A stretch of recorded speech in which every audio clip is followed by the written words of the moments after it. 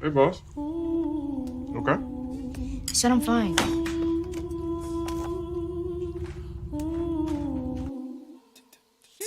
Me to bed, see you in the morning with the frosted Superman, but it wasn't on it, and we lost it. You can talk to me.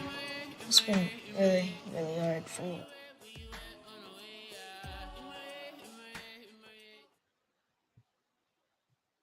All right, all right. Welcome everyone. Today we're diving into a topic that so many of us don't question enough: caffeine. A socially accepted addiction we literally brag about, even while it's quietly burning us out. Our guest today, Mr. Steve Frazier, is the man who broke up with coffee and lived to tell the tale. He's the founder of Release the Coffee Cuffs and author of the Ultimate Manual for Quitting Caffeine Without Quitting Life.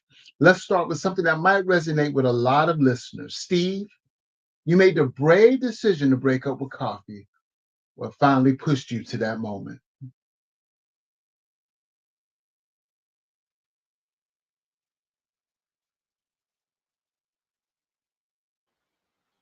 You made the brave decision to break up with coffee. What finally pushed you to that moment?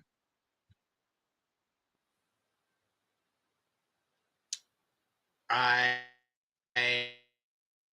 had a health scare 11 years ago, and I thought I was having to the ER, and my heart was blowing out of my chest, and they put me on an EKG machine, and I had these huge jumps, and the doctor came in and said, you have something called premature ventricular contractions, and PVCs they're called, and they're common. Everybody gets them probably sometime. I just happen to be very sensitive. So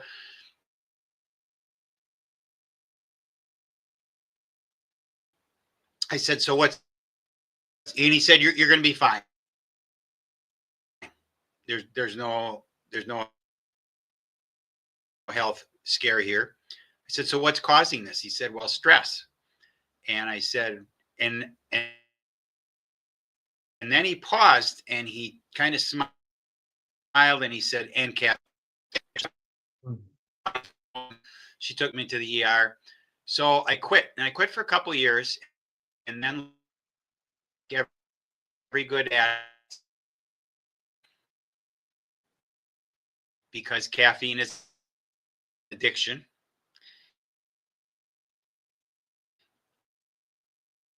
I can do this, and so I went back on, and I did that for about 6 or 7 years. And 2 years ago, I ended up in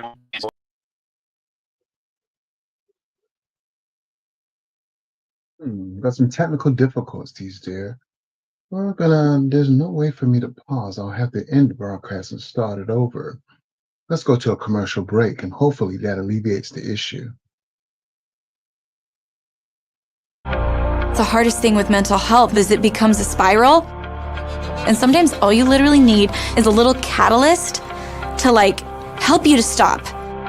When I'm in pain or when I'm suffering, I have a really hard time reaching out and asking for help. I know it's so hard to talk about mental health, but when you don't talk about it, you feel more isolated, you feel more alone. If you feel something in your gut, if you feel something's wrong, you should, talk to them about that. Sometimes starting a conversation with someone about their mental health can seem awkward, but your support can make a huge difference. And I think that that's hopeful in those really dark times. You might not know what to say, but there are a lot of things you can say to open things up. I know you're going through some stuff, and I want you to know I'm here. I deal with the same issues as well. Maybe it's me, but I was wondering if you're all right. Learn more about how to start the conversation at seizetheawkward.org.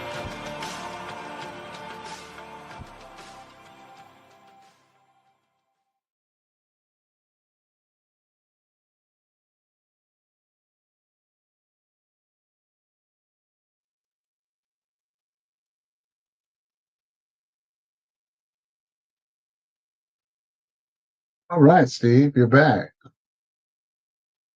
Can you hear me?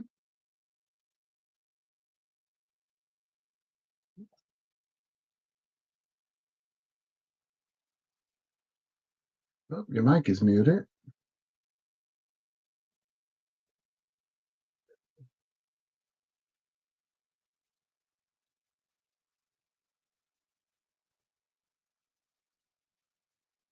All right, let's do one more commercial break and hopefully we can alleviate these situations.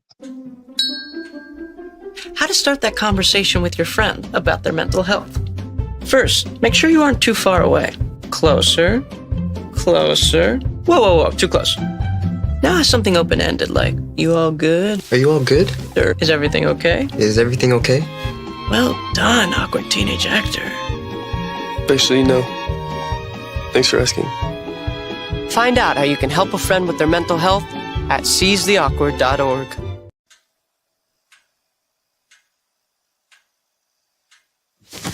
Awkward. All right, all right. Okay. You were saying that it was basically based on a medical issue and that you quit for a significant amount of time, but based on our addictive brains, you backtrack. Tell me more about that. Well, I just thought I could do it. I could control it, and you can't. I couldn't. I'm sure people have. So 2 years ago, then I quit again, cold turkey, massive headache.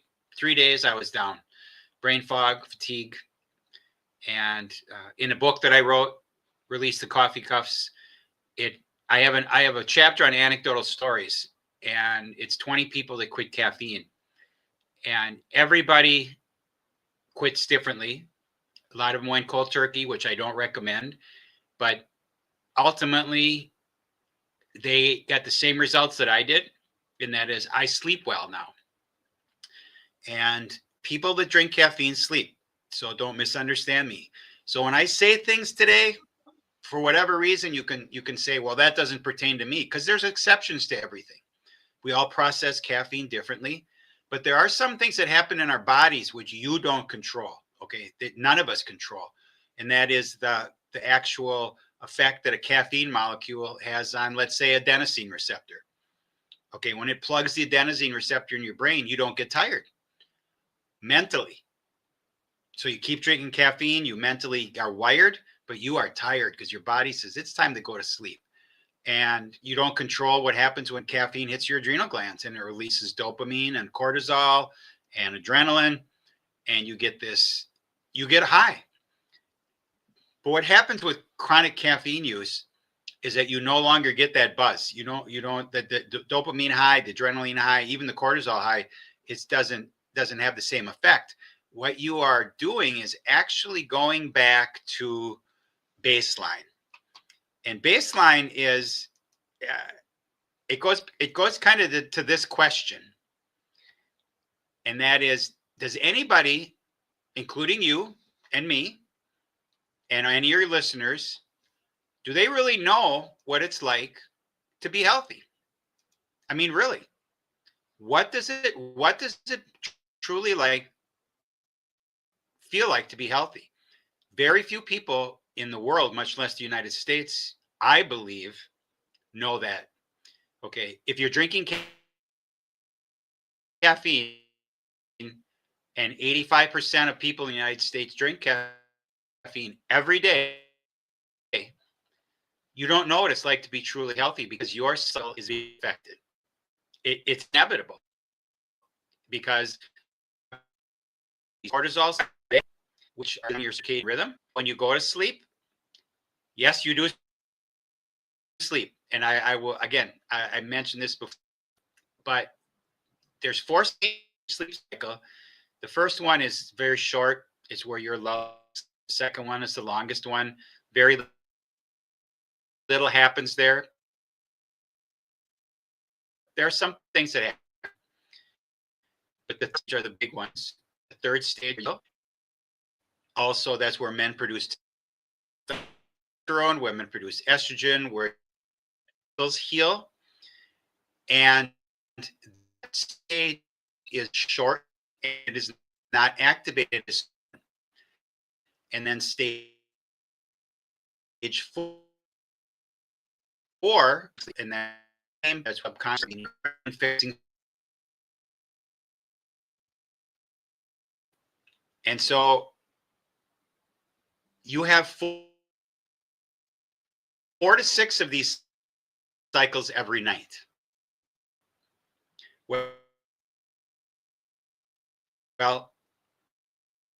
when you hit 3 and 4 and you're not getting coffee, they grab a tea, energy drink, soda, anything with caffeine in it, which is possibly the worst thing you could do. And for anybody that is drinking caffeine and has no intention of quitting, I can tell you what you should do. Okay. What you should do is go and look at the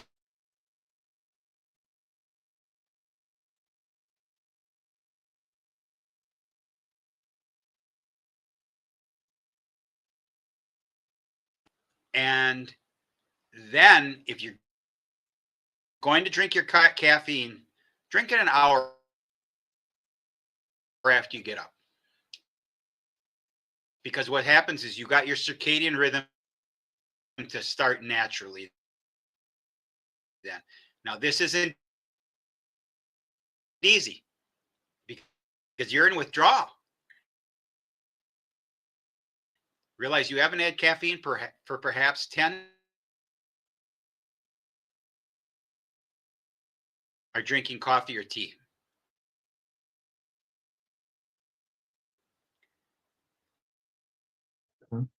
And they try to push it off to the side. I said, I don't care.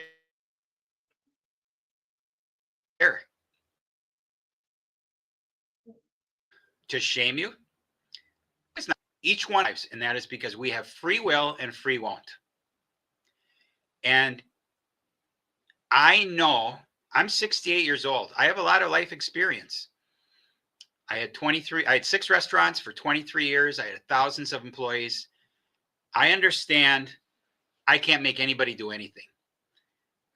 What I can do is I can provide information. And so I'm pro-health, I'm pro-knowledge. And, you know, what happens when you are, and if you don't think you're addicted, and that's a nasty word for a lot of people because they take offense at that. And that is something that I'm going to bring up right now, and that's called cognitive dissonance. And I'm sure you've heard this. If your listeners haven't, I'm going to hit it very briefly and hard. And that is each one of us has lifelong beliefs that we've been programmed to believe are the truth. And ultimately, when new objective truth is introduced into our circle of influence or our lives, because the programming that we've had, we say that's not true and we ignore it. Now, there's been a lot of that going on in the last 5 years, but it happens so much with caffeine. It's unbelievable. I did a podcast a couple months ago. I was telling the host that I felt like a salmon swimming upstream, that continuous battle against the tide. And he chuckled and he said to me, no, Steve, you're not a salmon swimming upstream. You're a salmon swimming against a tsunami. And he hit it right on the head, because all you hear is caffeine is good for you. It makes you live longer. It makes you healthier. And I'm going to say this. Those are lies. Okay. There's no proof. Okay. In my book, I have over 300 cited references. Okay. And I did a lot more research than that. And at the end of the day, there's no documented health benefit to caffeine. With that being said, there's a major influence on the internet. He sells coffee. I'm not going to name his name, but he did a reel last week, and my wife sent it to me. He said, first thing he said is, if you drink 3 to 5 cups of coffee a day, you're going to live longer.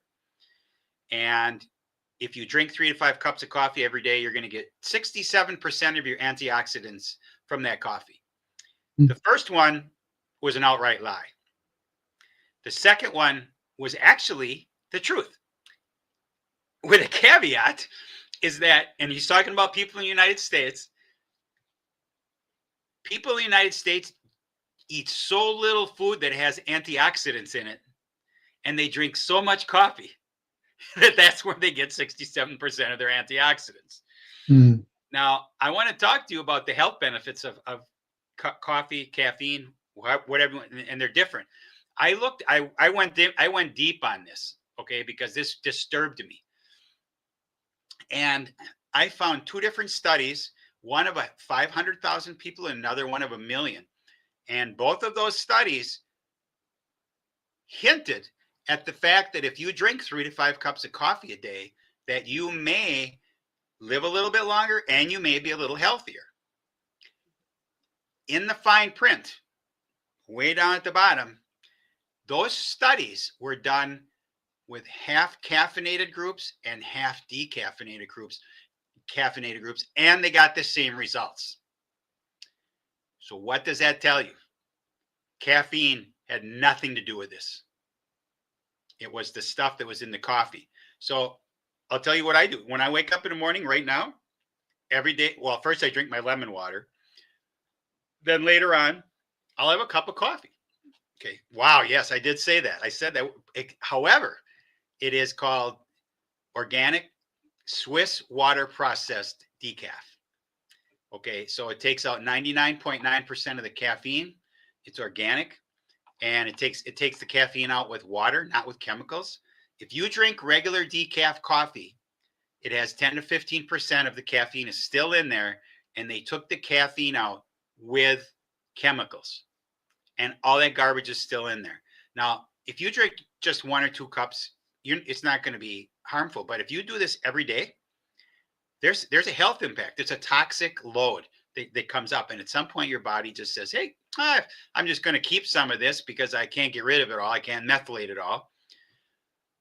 And so we go to the fact then that you can make things up on the internet all the time. Okay. Everything I'm telling you now is fact, objective fact, because I have it in my book. I'm a subject matter expert. Okay. That's not arrogance. Okay. You are a subject matter expert, I believe, probably in therapy. Okay. I'm not. So what's my message? My message is, if you know someone that's being negatively affected by caffeine, give them some of the facts. I'm going to give you fun facts to know and tell. I'll go brief. For men and women, blood pressure is affected by caffeine. And because it causes cortisol and it causes adrenaline spikes, which increase your blood pressure and increase your heart rate because it puts you in fight or flight. Now, it also increases dopamine, which is great because dopamine makes you feel good, right? So who doesn't want to get a dopamine hit? Everybody does, except you gotta know how to do that. I can give you a dopamine hit. If you drink coffee, I can give you a dopamine hit in about 15 seconds. Because all I have to do is talk to you about a Folgers, waking up to Folgers in your cup commercial. And when I talk about it long enough, you can smell it, you can taste it, and you get 90% of the dopamine. You don't even need the coffee. So you get hooked on this, and your blood pressure goes up, your heart rate goes up. You're not using it. You're not using the energy because you're not in fight or flight. So what happens is that you get glucose into your muscles. You get a spike in your blood sugar. Your insulin goes up. Your insulin has to increase to decrease your blood sugar. This is a rinse and repeat cycle. And what else happens to men is that cortisol and testosterone are not friends. In fact, they're kind of enemies. The more cortisol you have in your body, the less testosterone. And once again, I talked about the sleep cycles. In stage 3, men produce testosterone. Now, ironically, when men and women, particularly men, will go and they take a pre-workout drink, and then they work out really, really heavy. Now realize they're using the sucrose, they're using the glucose, okay? And they do produce testosterone while they're working out. And that's one of the ways to produce testosterone, is to actually work out.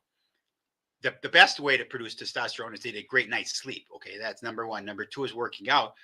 But when you're done working out and you come down off of that adrenaline, cortisol, dopamine hit, your testosterone goes way down. You don't produce anymore. And now realize if you have another coffee or a soda or energy drink, this is a vicious cycle. And so the men produce less mobile sperm. They produce fractured sperm. So if you are a man and you're trying to conceive and you're drinking a lot of caffeine, could be a problem. Do you know somebody? Talk to them about this. Now with women, same concept, different parts. You know, women have a lot more hormonal stuff going on. And so what happens is that there's less blood flow to the egg. And so if you have got a guy and a girl and they're trying to conceive, caffeine could be one of the mitigating factors in them not being able to conceive. Is it the only one? No, and there's probably way more than just caffeine. However, if you're the person that is trying to conceive, try it. Just stop caffeine. Just stop. Maybe it works. Now, my message again is if you know somebody. So here's a visual for you. If you know somebody that's pregnant, this is a fetus. If you remember when I started, I talked about free will and free won't. The fetus does not have free will or free won't. The fetus is completely dependent on what mom puts in her mouth and inhales, obviously, everything. And it goes right through the blood-brain barrier, through the placental barrier. Everything goes in there. Now, the fetus does not have an enzyme that we have as an adults. And that is, it's called the A1P1YA2. Okay. It's CPY1A2. CPY1A2, my apologies. That enzyme filters in your enzyme processes 95% of the caffeine. Babies don't develop that enzyme until they're 3 to 6 months old. So when they're in the womb, they are holding all the caffeine. And documented studies show that caffeine use during pregnancy leads to low birth weight. It leads to miscarriages, can lead to stillbirths. Again, can lead to, okay? Does it everyone? No. Can it lead to developmental issues after they're born? Because realize when the CPY1A2 receptors, the adenosine receptors are blocked in the baby's brain, which does not bode well for them developing properly. That'd be the best term. Again, people that drink caffeine are having healthy babies every day. Here's the question I have for you. If you have ever had a miscarriage or a stillbirth in your family, would you want to do anything to avoid that? I have 2 grandchildren who are not here because my daughter-in-law had miscarriages. My niece had a stillbirth. I went to the funeral. It was 7-month-old fetus with an open casket. I don't ever want to have to see that. If I can prevent one pregnant mom from drinking caffeine while she's pregnant and she has a healthy baby, I and you and your listeners may have saved a life. Now, there's no delayed gratification. We will never know. I believe that if my message is spread far enough, so if you know somebody through this whole process and they stop, we may have saved someone's life. And that's that baby, that fetus. And so, that is my general message. It is not easy to quit caffeine. It's a psychoactive drug. And if you think you're not addicted, quit for 12 to 24 hours. If you don't have a headache, if you don't have brain fog, and you don't have fatigue, you are not addicted. And there are people that I talked to a guy a couple of days ago. He's been drinking caffeine all his life. He quit, didn't have any side effects. Okay, he is not the norm.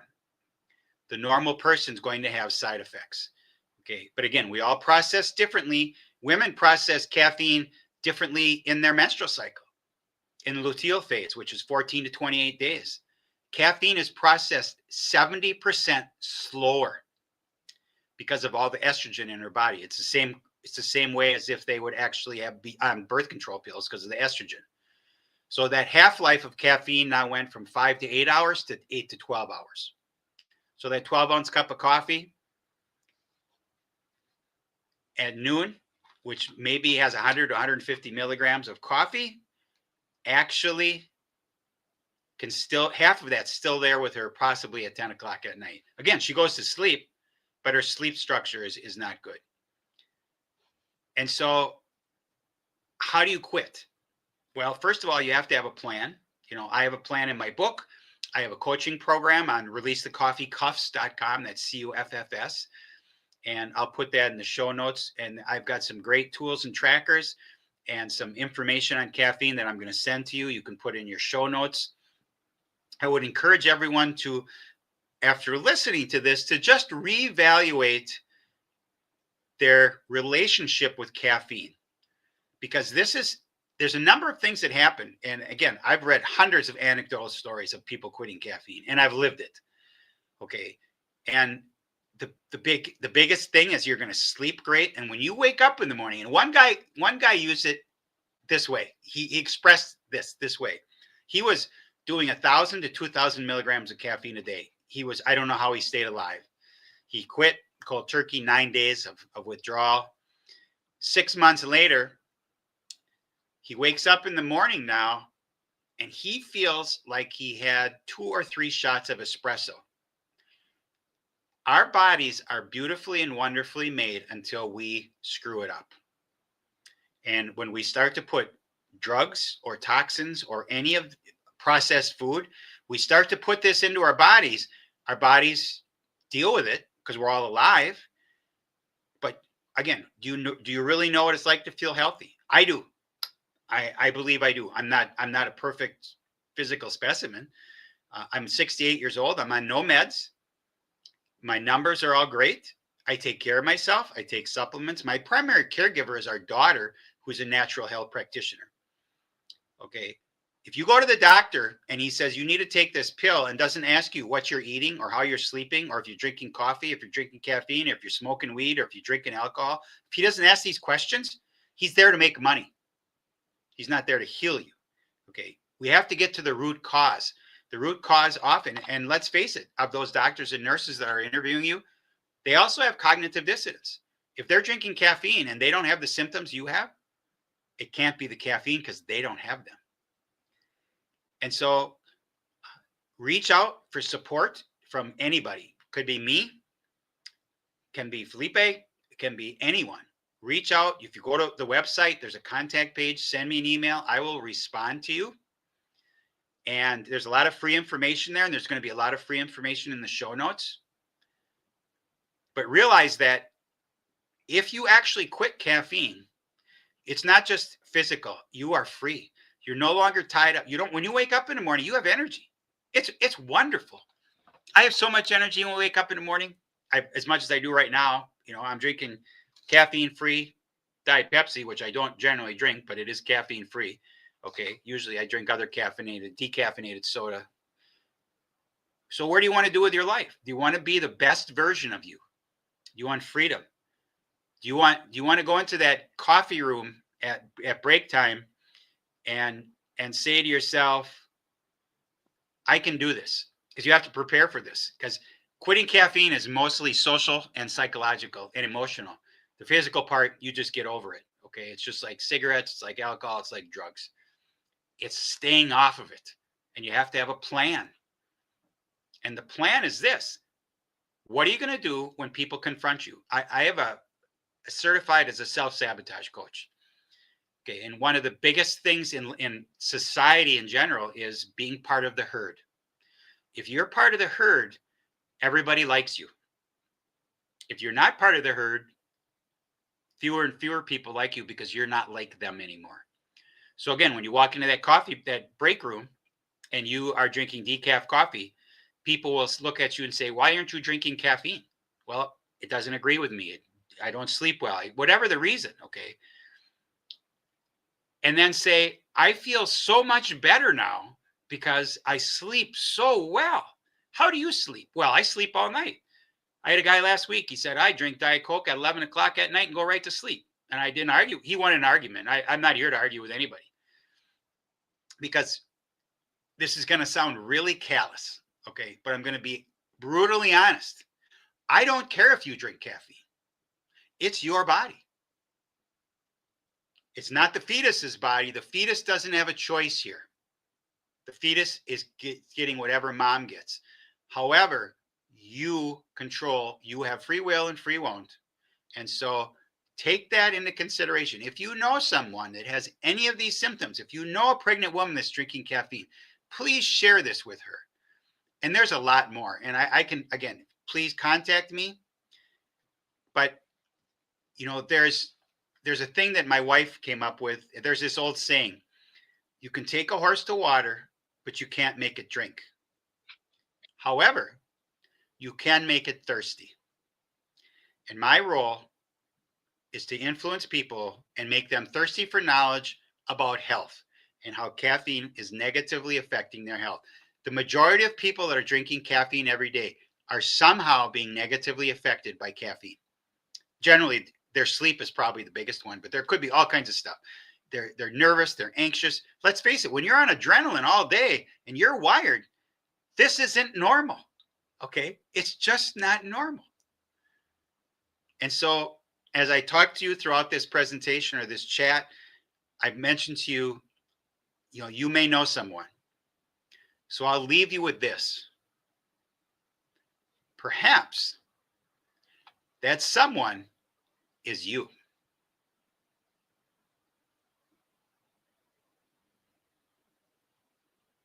Indeed, indeed. Before we go, we had some people that had some questions. Okay. Over here off camera, and they wanted to know, they've been replacing, let's say, traditional coffee with caffeine with the mushroom coffees. What are your thoughts about the mushroom coffees? Can you leave us with some thoughts about that before Absolutely. we go? Yes. I think that truly organic mushroom coffees are great. The key is to see how much caffeine is actually, surprisingly, it says mushroom coffee, but there's regular coffee in there that has caffeine. And so you're just trading one devil for the other. Okay. The mushrooms, if they're organic, are really good for you. I have a mushroom blend that I put in my decaf.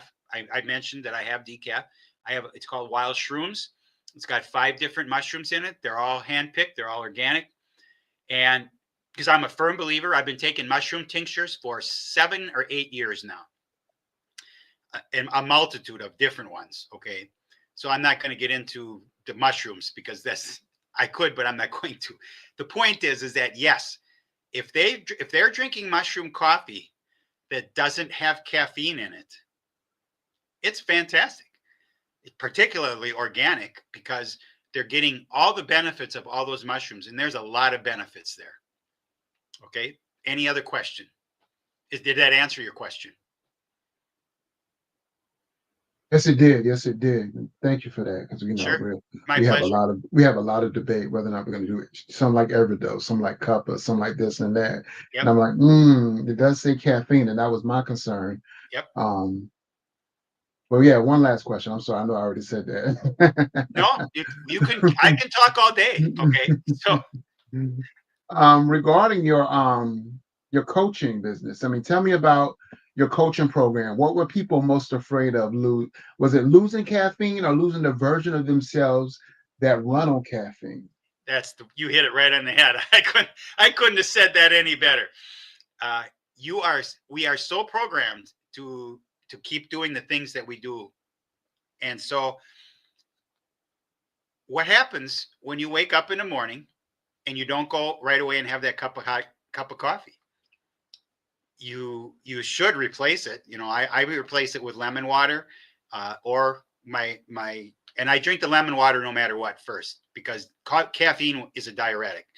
And so you don't want to drink that first thing. It's terrible. You lose calcium, you lose magnesium.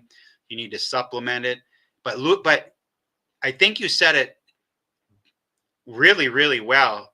You miss the version of your old self because you were part of the herd. And now you're not. You're a rebel. And You're the sheep that's not jumping off the cliff in the meme. And if you haven't seen it, they're fantastic. A whole bunch of sheep are running off the cliff. And one sheep turns around and says to the other sheep, why are we doing this? Well, Sarah's leading us and she's always had great ideas. So let's just keep going. And then there's the one black sheep that stops and gets off to the side. And everybody else is running off the cliff.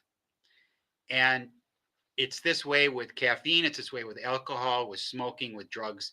It all comes down to the fact that if you can find a better version of yourself, it's there. I did a podcast with a very wise man, a quadriplegic man. And we were talking about cognitive dissonance. We were talking about this relevant to what you just asked me. And he said, it takes a very wise man to dig deep into facts that he knows he's not going to like. Now, you put that in perspective of what you just talked about, a version of your past self. Okay, when you get off of caffeine, you are a different person. You're free. You have freedom. You're not tied down to, let's face it, most people that are drinking caffeine, if they don't have that cup at 2 or 3 o'clock in the afternoon, they got to take a nap because the adenosine receptors are opening up and man, something has to happen. And so think about how you want to be. You want to be healthy? What are the things, and there's a number of things. I'm not going to get into all of them. Caffeine is the thing that I talk about in self-sabotage. We talk about overeating. We talk about nicotine. We talk about alcohol. Processed food. If you go to the store and pick up a bag and it's got more than 5 ingredients, set it down or a can.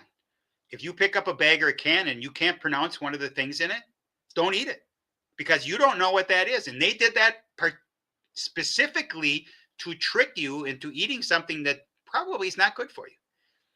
Now, people say, well, I can't afford to eat organic. I can't afford to eat non-GMO. Here's a question. Interesting conversation, retrospective question for your previous self. Has it occurred to you that if you spend extra money on what you eat, that you are going to go to the doctor less and you are going to pay less for prescriptions? Because I'm on no meds. I don't pay for prescriptions. And I have deductibles. I mean, I have insurance through my wife. I don't use it. What if you felt better and you never had to go see the doctor or rarely had to see the doctor? I mean, these are questions that they're all relevant to what we're talking about because caffeine definitely negatively affects people's health. And, the physical part is a challenge in the beginning, but then reinventing yourself. And it sounds kind of crazy. And we do this in my coaching program. We have journals and we have plans, and it talks about your moods when you get up, when you go to bed, it talks about how much you're doing, and you're going to have all this. I'm giving this all to you for your listeners. You get it all for free. You don't get the book for free because I can't really give it to you, but a lot of the stuff that's in the book is in these handouts. But we have the program in the book. My coaching program I have a 4-week program and I have a 4-month program. Some are self-paced, some are with coaching with myself and group coaching calls, and we have a community forum. We have Q&A. We also have my wife does emotional work. My daughter does mindset work, and they both come in and do sections on this. Because if you have a mindset that you're going to quit, you're going to quit. I've done a number of addiction podcasts, okay, and it comes up all the time. Is that you either quit or you don't quit. If you try to quit, you're going to fail. I was in the restaurant business for 23 years. I had 2,000 employees, and they smoked and drank and did weed, right? And drugs. A lot of them, not all of them, but a lot of them. They would come up to me and say, I'm going to try to quit smoking tomorrow. I just wanted to let you know because I could be crabby. And my observation was I would chuckle and I would say, just don't do it. Because if you're going to try to do this, you're going to fail and you're going to be really miserable. And I'm going to be miserable because you're miserable. So either quit or don't quit. And, it's the question. I did a podcast with my daughter. Does anybody graduate from AA? No. You don't graduate from Caffeine's Anonymous once you're off. But once you establish a new pattern, a new lifestyle, it's easy. I don't need to go anywhere to get caffeine. I was pressured a couple months ago. A good friend of mine at breakfast. Waitress came up. Would you like coffee? He said, yes. I said, yeah, I'll have a decaf. He slammed his hand on the table, almost jumped over the table, and he said, decaf? I said, yeah, caffeine doesn't agree with me. And later on, I brought up the fact that 8 or 9 out of 10 people that he said that to would have had a regular cup of coffee. They'd have caved to the social pressure, peer pressure. And so you just need to be ready. I was ready.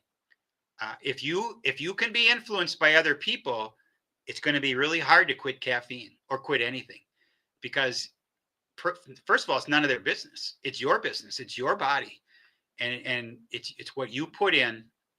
And so what you asked me, the question is extremely relevant. You are going to reinvent yourself, and you are going to have health freedom, and not just health freedom, but freedom from being handcuffed to caffeine. You don't have to go and get that energy drink in the middle of the afternoon to stay awake, because you're going to have a lot of energy. You naturally wake up with cortisol. It's a stress hormone. It gets you going, and you naturally go to sleep with melatonin and adenosine. This is your circadian rhythm. Our bodies are beautifully and wonderfully made by God, and that's how it was created. We just tend to mess it up. You got one more? I got time for one more question. No, it's time to get ready for a therapy session. Okay. All right. All right. Thank you so much to Steve Frazier for sharing his powerful journey of breaking up with coffee and reclaiming his natural energy and sanity. If you ever felt burned out by caffeine or just curious about what life looks like beyond the coffee cup, Steve's story is an inspiring reminder that change is possible and often transformative. If you want to learn more about Steve's work or check out his book, Release the Coffee Cuffs, head over to releasethecoffeecuffs.com. You can also connect with him on social media. Links will be in the show notes. Remember, evaluating your relationship with caffeine is a radical act of self-care. And whether you decide to taper off or stay mindful of your consumption, having a clear plan makes all the difference. Thanks for tuning in to the More Than Therapy podcast.